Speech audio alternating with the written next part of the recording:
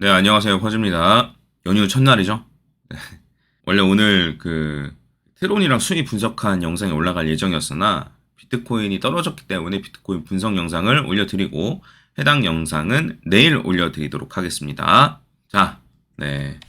저는 여기에서 좀 마무리가 되고 올라갈 줄 알았으나 결국에는 추가적으로 확장해서 떨어질 수 있는 최대치를 찍은 모습입니다. 네, 그래서 저는 요거 뚫고 그냥 올라갈 가능성이 높다고 봤는데 틀렸죠.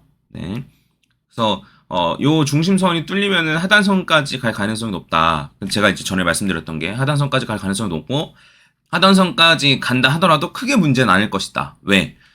볼린저 밴드가 상단선이랑 하단선이랑 좁아지고 있기 때문에. 네, 그래서 하단선을 터치하고 가도 문제는 없다. 네, 그리고 요거를 봤을 때 이렇게 파동 카운팅 1, 2, 그다음에 추가적으로 이제 3, 4, 5 한 다음에 추가적 확장이죠. 네, 해서 이렇게 떨어질 때 최대로 떨어질 수 있는 게 한 이제 10만 정도, 한 10만 천 정도로 말씀드렸는데 꼬리를 달고 일단 지켜줬고 그 다음에 퍼즈 각도선을 이렇게 그릴 수 있는데 이 퍼즈 각도선을 일단 지켜준 모습입니다. 해서 저 파동 카운팅이 맞다면 제가 했던 파동 카운팅 저랑 김프로랑 했던 파동 카운팅이 맞다면 여기가 저점일 가능성이 꽤 높다. 물론 추가적으로 이제 저점을 갱신을 하는 경우도 있거든요. 뭐냐면 여기서 이제 왔다 갔다 거리는 거예요. 좁아지면서 여기서 왔다 갔다 거리면서 뭐 한 번 정도 갱신하거나 한 번 더 갱신하거나 뭐 이런 정도는 있을 수 있는데 추가적으로 많이 떨어지는 가능성은 만약에 제가 파동 카운팅을 제대로 했다면 많이 낮다.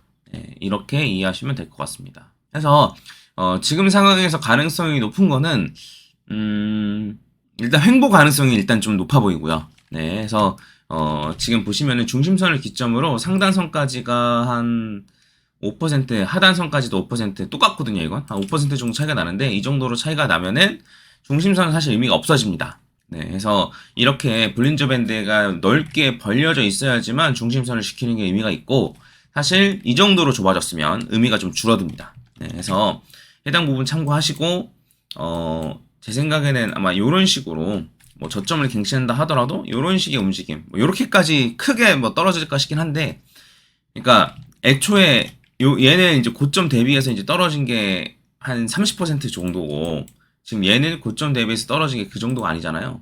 한 10% 정도기 때문에 그래서 이제 뭐 이렇게까지 막 더 많이 떨어지지는 않을 건데, 요걸 약간 축소한 모양처럼 될 가능성이 있지 않나. 뭔 말인지 이해가시죠? 네.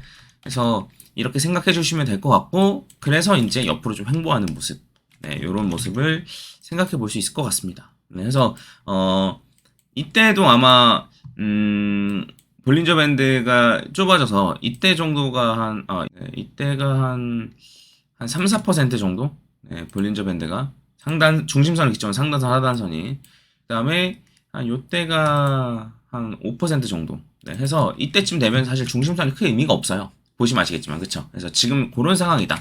그래서 중심선은 의미가 사실 없고 횡보 가능성이 좀 있어 보인다. 예, 일정 부분 횡보를 한 다음에 아마 요번 달 정도는 횡보를 한 다음에 이제 방향성을 접을 가능성이 높아 보인다. 근데 이제 올라간 상승폭 대비 뭐 조정을 아예 안 받은 것도 아니고 파동 카운팅도 깔끔하기 때문에 일단은 올라갈 가능성이 높다라고는 보고 있는데, 횡보 이후에 이거는 제가 조금 더 정리를 하게 되거나 안 그러면 생각이 바뀌거나 이러면 바로바로 말씀드리겠습니다. 그리고 이제 볼린저 밴드가 어디까지 좁아지느냐가 사실 문제인데, 이제 일반적으로는 한 요 정도 줄어들면 옆으로 이렇게 가거든요. 이렇게 가요. 이렇게 가는데, 방향성을 잡으려면은 요 상단선 터치하거나 하단선 터치하는 것보다는 상단선 위로 방향성을 잡으려면 상단선을 강하게 뚫고 올라가야 돼요. 강하게 뚫고 올라가서 떨어졌을 때 중심선에서 지지받고 올라가는 이런 움직임이 나와야 됩니다. 언제처럼? 요때처럼 강하게 뚫고 올라가야 돼요. 얘는 중심선 근처까지도 안 갔죠. 근데 어쨌든 조정을 이제 옆으로 횡보하면서 횡보하라고 이제 조정을 받은 건데, 조정을 받았다 하더라도 중심선을 깨지 않고 고점을 갱신하는 이런 모습이 나와줘야 된다라고 이해하시면 될 것 같습니다. 네, 뭐 생각이 바뀌거나 뭐 상황이 바뀌면 다시 한번 제가 좀 분석 영상 올려드리겠습니다. 추가 하락할 가능성이 없냐라고 하면 없진 않다. 네, 근데 그렇다 하더라도 막 엄청 추가적으로 더 하락하거나 그런 건 없을 것 같다. 저점을 살짝 깨는 정도로 마무리가 될 것 같다. 네. 이렇게 말씀드리겠습니다. 물론 한 반쯤만 믿으세요. 제가 뭐 항상 맞추는 게 아니기 때문에, 그리고 맞추는 게 중요하지도 않고, 그래서 그 매매 전략적으로 사실 접근한다라고 치면은 볼린저 밴드로 봤을 때 상승 추세는 일단 뭐 마무리가 됐지만, 일단 저점을 갱신하고 고점을 갱신하는 요 추세에서의 상승 추세는 지금 이렇게 가면은 이렇게 이어지는 거죠. 그래서 사실 딱히 문제도 없고, 그 다음에 뭐 52주 이동평균선 같은 경우에도 여전히 문제가 없고, 그렇죠? 여기서 잘 지지받고 요 52주 이동평균선 상단선 근처까지 갔다 떨어진 거거든요. 근데 강력한 상승 추세일 때는 상단선 바깥으로 나오긴 합니다. 그래서 그런 걸로 치면은 현금이 많으신 분들한테는 뭐 매수할 기회라고 생각을 할 수도 있겠지만, 이미 갖고 계신 분들이 굳이 매도를 할 필요가 있나? 매도를 하실 거면 조금 더 추세가 꺾인 다음에 뭐 매도를 하거나 현금하거나 뭐 이거는 괜찮다고 생각하는데, 그 올라갈 기대치가 훨씬 더 높은 상황에서 굳이 그럴 필요가 있나? 라는 생각이 일단 조금 듭니다. 그리고 저는 기본적으로 비트코인 불장이 끝나지 않았다라고 생각하기 때문에 그건 어제 영상 보시면 될 것 같아요. 그러한 가정하에 말씀을 드리는 겁니다.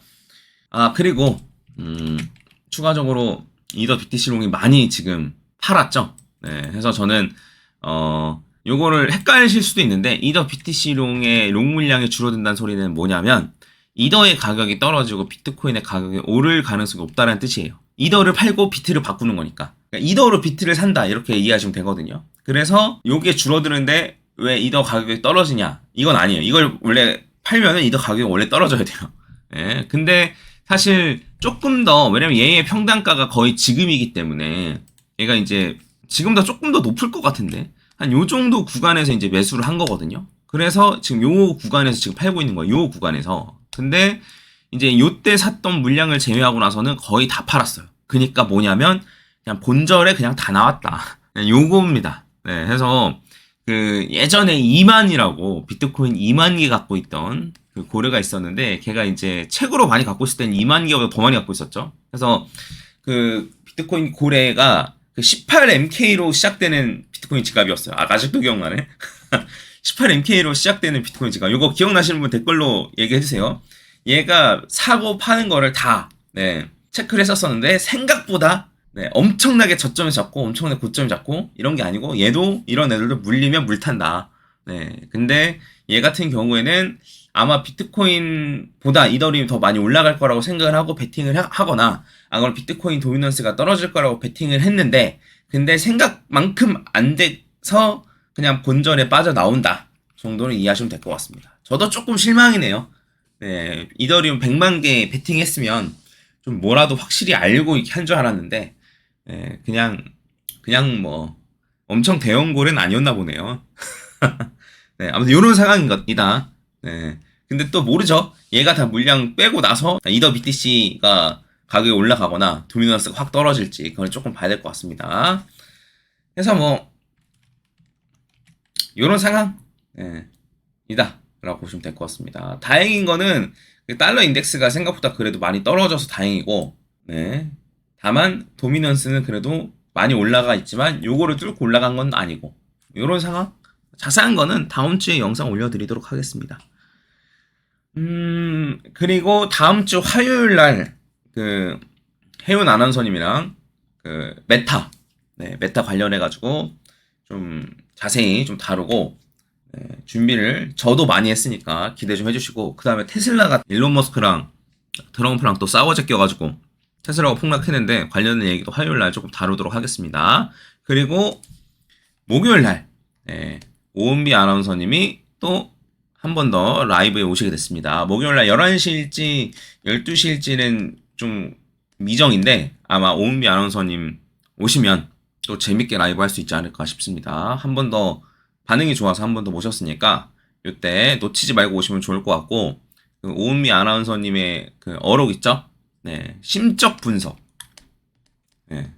차트 분석, 펀더멘탈 분석 이런 게 아니고 내 마음 속에서는 올라갈 것 같다. 그 심적 분석.